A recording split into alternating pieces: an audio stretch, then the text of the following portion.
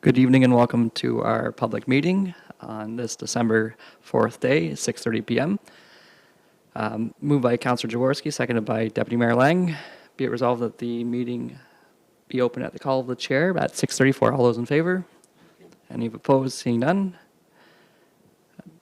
Is there typically an agenda for this, or do I just go through the regular process? Sorry. No, just go ahead. We only have one item, so. Perfect. Then we can go into business. Okay. This is zoning bylaw 15/2023. Ms. Haley. Thank you, Mr. Mayor. Good evening, everyone. We have one zoning amendment application before us this evening. Before we get started, I'm going to read required wording under the Ontario Planning Act. This is a public meeting under Section 34 of the Ontario Planning Act. Any person may attend the public meeting and or make written or verbal representation either in support of or in opposition to the proposed zoning bylaw amendment. If a person or public body does not make oral submissions at a public meeting or make written submissions to the Council of the Township of South Glengarry before the bylaw is decided upon, the person or public body is not entitled to appeal the decision of the Council of the Township of South Glengarry to the Ontario Land Tribunal, which is also known as the OLT. If a person or public body does not make oral submissions at a public meeting or make written submissions to the Council of the Township of South Glengarry before the bylaw is decided upon, the person or public body may not be added as a party to the hearing of an appeal before the OLT unless there are reasonable grounds to do so. The property that we're discussing this evening is located at part of Lot 21, Concession 6 in the geographic township of Lancaster, now in South Glengarry, and surrounded by the lands located at 21255 Concession 5 Road. You can see the subject property is outlined in black. In the middle of the property represents an area of land that contains a dwelling that was approved as per a Planning Act consent or a severance to remove the surplus dwelling. So the land that we're speaking of this evening is the land that's located or highlighted in black. The purpose of this amendment is to rezone the subject property from agricultural to agricultural exception 36 to reduce the minimum lot area from 20 hectares to 14.33 hectares and to prohibit residential construction. All other applicable provisions of zoning bylaw 3809 as amended shall continue to apply.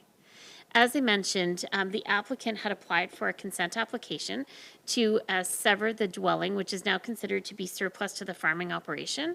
The United Counties granted provisional consent, and one of the conditions of approval was to apply for the zoning amendment to reduce the minimum lot area and to ensure that we're prohibiting residential construction. The property is currently designated agricultural resource lands in the county official plan, and the proposed amendment conforms to the official plan and the provincial policy statement. In fact, it is a requirement of the provincial policy statement to address the reduction in land and to prohibit residential construction. This was a map that was provided to us from the applicants that highlights the area that is to be severed and retained. The area outlined in the orangey gold would represent the land that contains the surplus dwelling, and then the area outlined in the lighter green would be the agricultural lands that we're discussing this evening that's subject to the zoning amendment. To date, we've received no written comments or verbal comments from the public, and the proposed zoning amendment application will be subject to a decision of the General Manager of Planning, Building and Enforcement or their delegate, and that's as per our recent delegation bylaw that was approved by Council earlier this year. So this will only be the second bylaw that we'll be approving at staff level, and a decision will be made in the near future, and a notice of the decision will be mailed out to the property owners within 120 meters of the subject property as well as the applicants, and we will then clear the condition with the United Counties. So that's all we have for our presentation this evening, but we're happy to answer any questions, Mr. Mayor. Thank you. All right. Are there any questions of the public or council? Councillor Jaworski. Thank you. Through you, Mayor McDonald. Question for Ms. Haley, because I know these happen fairly frequently, and the reason this one requires a zoning amendment, is it because the agricultural lands that are being retained, is that the right, in this case retained, is it because it's less than our minimum lot size for agricultural properties? Because otherwise, if it was larger, this wouldn't be required, correct? That is correct. And through you, Mr. Mayor, our minimum requirements is 20 hectares.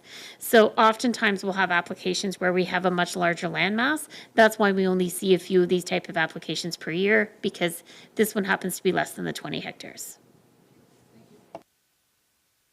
Do the applicants have anything they'd like to add? And no, okay.